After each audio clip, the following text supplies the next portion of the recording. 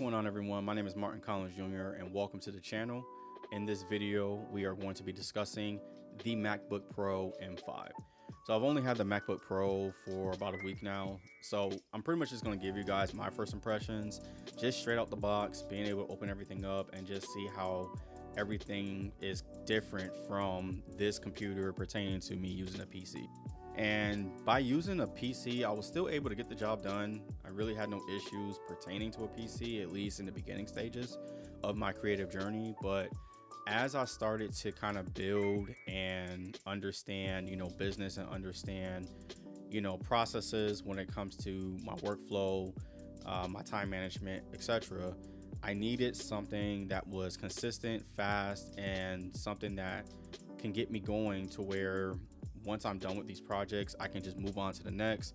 I don't have to worry about any delays or any type of mishaps happening. So I got a 16 gig RAM and I got a 512 SSD. I decided to get that mainly for budgeting purposes, but also I have other SSDs on hand. So if I needed to get any extra storage or space and I need to separate certain files, I can definitely do that, and I have everything that I would need. But like I said, pertaining to me switching over, the household, we're a heavily based, Apple family. So we have iPads, we have iPhones, we have even a Mac desktop downstairs. So we have nothing but strictly Apple products. And pertaining to, file transferring and just being able to just work with certain programs, especially with the cameras that we use today and things like that nature, it's a lot easier just transferring and using files using Apple products. One thing pertaining to the setup of this MacBook Pro is, it's pretty simple, as simple as just setting up your iPhone, being able to just turn everything on, being able to, log into your iCloud account. So I didn't really have any issues really setting up because, like I said, I'm familiar with Apple products as it is. I was just mainly surprised of how quickly everything was able to just upload and just get straight to the point. Like I said, it made things a lot easier pertaining to, any type of files that I may have, any type of content that I create on my phone, I can just, airdrop, or I can just pick up, from my MacBook. So just being able to just have that flexibility just made a huge difference pertaining to my workflow. Now, speaking of the M5 chip, it's very fast, very quick, to the point, no issues. And like I said, with it being my first impression of it, I could see why Apple always says when it comes to their products that it's the fastest whatever product that they have. Now, do I feel like the M5 is necessary? I can't really answer that because this is my first one having it, but if the M5 worked this good or this great so far, I wonder how the M4 is. I'm sure the M4 is no different than what the M5 is. But so, like I said, pertaining to the M5 versus the M4, should I have gone for a lower model chip? I mean, I could have. I could have gotten just the base model M4, or I could have got a Pro or a Max. But like I said, for me personally, pertaining to my budget, and how I wanted to get things going for, this MacBook, I decided, well, let me just get the M5 since it's the faster chip, it's the latest model, it has the higher performance. So I'm like, well, let me just get the newest and greatest to start. And then if I feel like I need to upgrade, or if I feel like I need to do any type of add-ons, I can do that. So because of that, that kind of leads to my pros and cons pertaining to, this M5. As far as pros, I can just check it off real quick as far as impressions.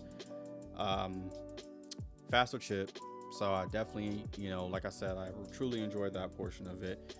Has a great battery. I only can charge it once and it can give me a 24-hour charge. When it comes to the color accuracy, that's something I didn't mention. The color accuracy pertaining to this model, I'm able to see great colors. I don't really have any issues pertaining to the coloring. So with the Retina display on this MacBook, it's pretty cool.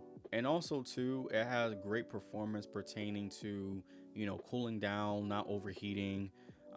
So that's also a plus too. I noticed that with just having a PC or any other latest models of any type of computers, I mean, they overheat after a while. whether it's on the charger or not. So, you know, don't have any issues. And with the performance of, like I said, this computer, like I said, so far, so good. As far as the cons, like I said, it can get pretty pricey. So does it make sense to just downgrade to a lower model in order for you to meet, you know, your needs financially pertaining to an upgrade of a computer? I would say so, because I mean, if you go up in tiers when it comes to the, you know, whether it's more RAM or more SSD, or even if you're just trying to upgrade just your charger in general, from the 70 watt to the 90 watt, you know, like I said, it can get pricey as you go up in tiers. So you just have to be aware of that. If you are going to get an M5 model, just be prepared that you're going to spend some money if you decide you want to go up pertaining to the space. Now, if you are coming from PC to Mac, it's somewhat of a learning curve, especially if you're not used to Apple products. So that definitely can, you know, be somewhat of a hindrance, but it's just like any other learning system or any other operating system. As you get used to just using the product, you get used to understanding how everything's operating, and it makes things a lot easier for you. So don't necessarily have to worry about, you know, somewhat of a learning curve. It's just more about, you know, repetitions, you know, understand and just use your product every day, and then you'll kind of understand of how to use the operating system. And I'm gonna go back to, like I said, the storage situation. If you don't necessarily pan out and use and get the right storage that you need from the jump when you purchase a MacBook, then you're gonna have to invest into more SSDs later down the line. And if that's something you don't want to do, then like I said, it could be somewhat of a bummer. So you have to be aware as far as how much you really need, how much you truly need. That's going to be strictly off of your workflow, all the projects that you work on. So that's really based off of you.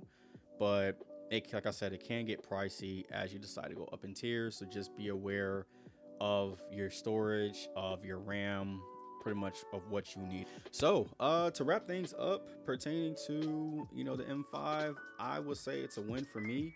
I don't have any issues. Like I said, I've used Apple products in the past. So just being able to, you know, be familiar with that ecosystem and then just transitioning, you know, from a PC to a Mac, it makes it a lot easier for me. I felt like I made the right decision, just being able to just, you know, get this model that I was able to get. And I feel as I can use this model and don't have to worry about having to upgrade for several years now. But yeah, that's the end of this video. I just wanted to give you guys my first impressions on this MacBook Pro M5. I'm pretty much going to give you guys a more in-depth you know, tutorial or more in-depth, you know, review on this M5 and pretty much how it actually benefits me pertaining to my workflow as a photographer and creative. So if that's something that you feel value in, that's something that you guys want to, you know, learn about, subscribe to the channel. I do have other videos on this channel that you guys can watch when it comes to photography tips, when it comes to, you know, gear reviews, when it comes to content creating. So if that's something that you enjoy, go ahead and watch these videos, and I'll catch you guys later.